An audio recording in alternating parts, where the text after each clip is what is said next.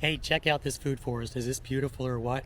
We are here today in the Junior League of Boca Raton Community Garden Food Forest. With the exception of a few mature trees that were already here, everything in here is only 3 months old and it is just taking off.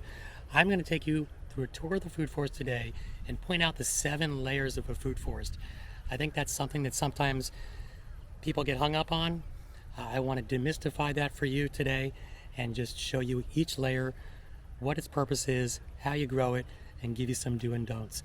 Let's check it out. Okay, canopy trees, your tallest layer. Ideally, your canopy trees are going to be farthest from the sun, with your shorter to your shortest plants closest to the sun. In this hemisphere, it would be short plants in the south, which is where I am here, south, and tall plants in the north, over there. We already had some existing plants, so we had to kind of work with what was here. But if you're planting fresh, that's how you want to do it. Remember, you're mimicking a forest edge, not so much a forest. The reason for that is you want everything to get adequate sunlight all the time. Now, when it comes to your canopy trees, existing or otherwise, they're not all created equal. This mulberry here has huge leaves, creates a lot of shade. Contrast that with, say, a moringa tree, which we have down here. It has relatively small leaves in kind of a delicate pattern, and it does let a lot of light through there. It does not create a lot of shade.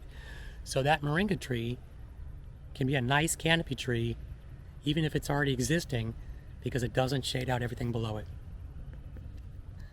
Okay, moving down to the next layer, the understory, or sub-canopy layer, whatever you want to call it.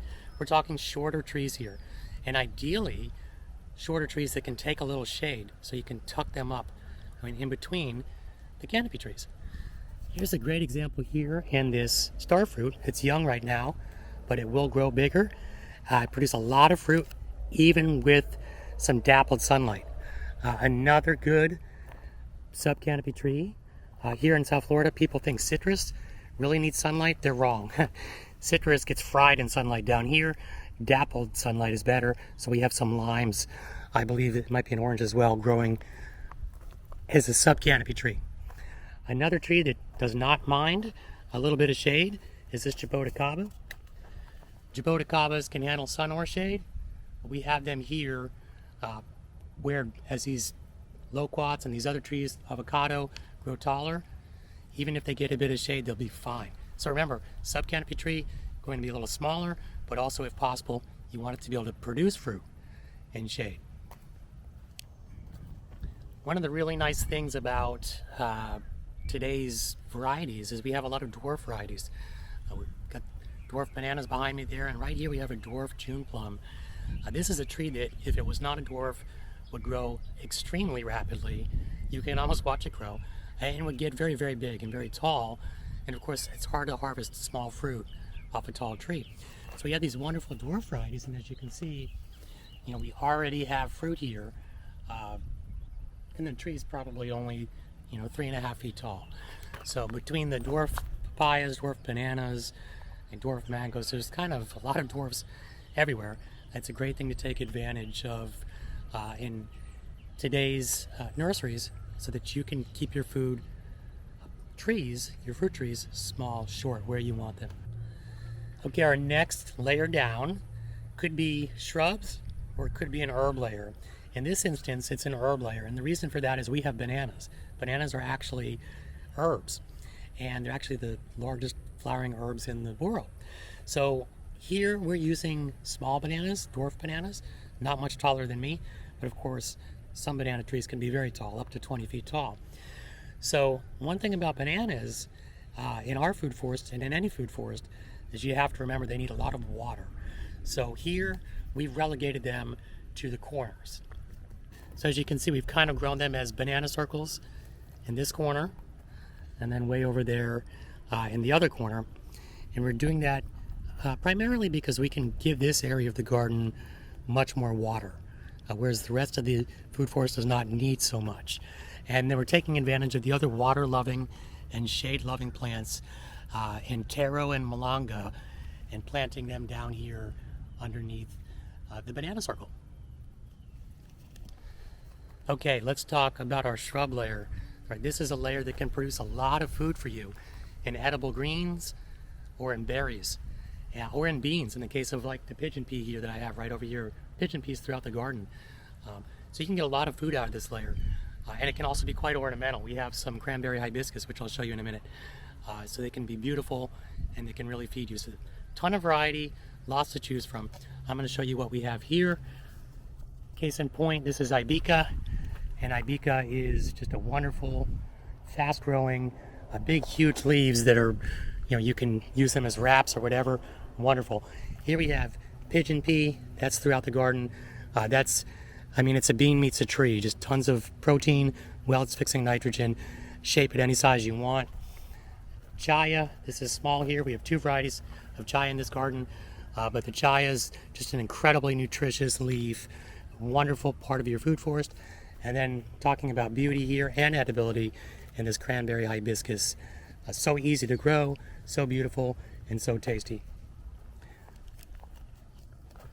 In this food forest, we do have some berries. Here, this mulberry could grow to be a big, tall tree like the one over there. It's a different variety, but still it can grow to be a big tree. We keep this part of our shrub layer, so we have those easy access berries.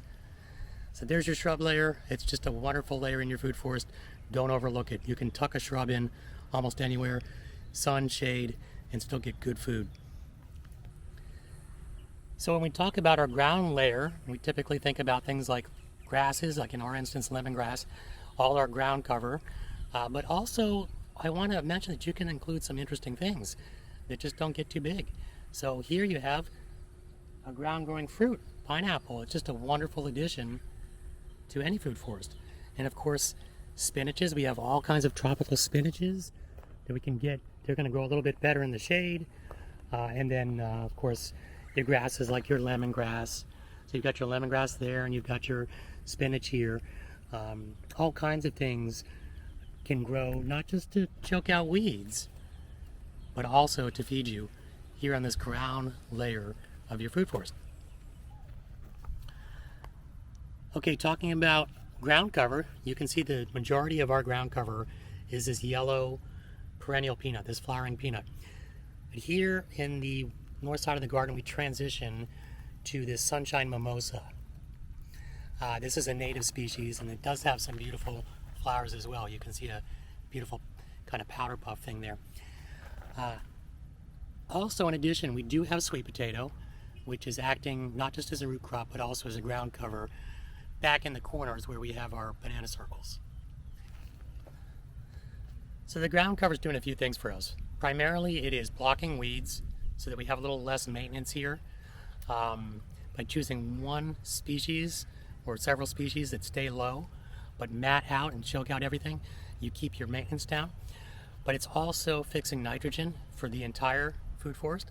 And on top of that, in some instances, you're benefiting from just kind of keeping the sun off that soil. So you're basically retaining the moisture. Essentially, you use less water because of it.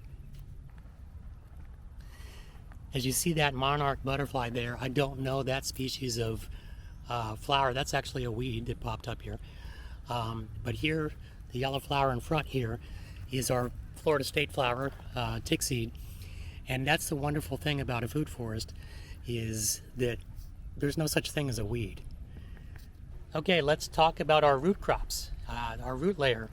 In this garden, we have all different root crops. It's a real interesting, what you see above the surface is very, very different. So take, for example, here we have cassava. You would know it as yucca. This plant is relatively young. It'll get to be about 6 feet tall, and it'll have those big, giant yucca tubers you're so used to seeing in restaurants. We also have sweet potato, which we have right over here, growing all through this banana circle. That's the kind of viney thing you see back there. And then we also have down there, but in the banana circle, you'll see some malanga, and in the other one, we have a very similar plant called taro. So, lots of variety in this garden, and it can be in your garden as well, for what you grow as a root crop. The wonderful thing about some of these species, in particular the sweet potato, the taro, and malanga, is they really don't need a lot of sun. So it's a great way to get some serious food out of areas that, say, your perennial shrubs and some of your smaller canopy, sub-canopy trees just won't get enough light to fruit. Finally, we had the vine layer. So in our food forest, currently we have 3 different plants vining in here. We have sweet potato, we have passion fruit, and we have Tindora. And I'm going to show you all 3 right now.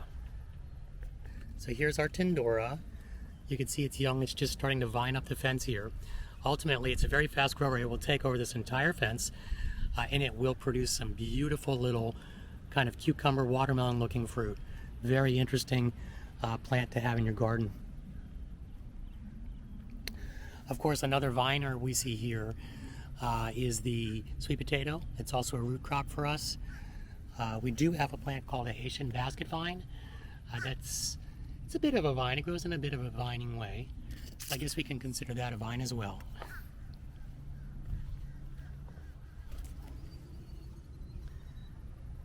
And then, of course, behind me here we've got the passion fruit. And that's a beautiful vining fruit that's going to grow very quickly. It's a very aggressive grower.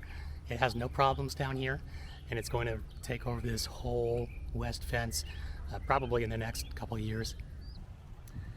Okay, well, there you go. There's the 7 layers of a food forest. Hopefully, if there was any confusion out there, that kind of clears it up for you. Don't get hung up on the layers. The more important thing is that you're growing what you want to grow, and that you're paying attention to the needs of each species in your backyard or wherever you're growing. And I hope this video helped you along that path. Listen, planting a food forest is one of the most wonderful things we can do for our planet. It's sinking carbon, it's lowering our carbon footprint, it's addressing biodiversity, habitat, it's addressing soil degradation, food and water scarcity, pollution. Really, in very measurable ways, a food forest is just so great for our environment. If you're thinking about growing one, please do so.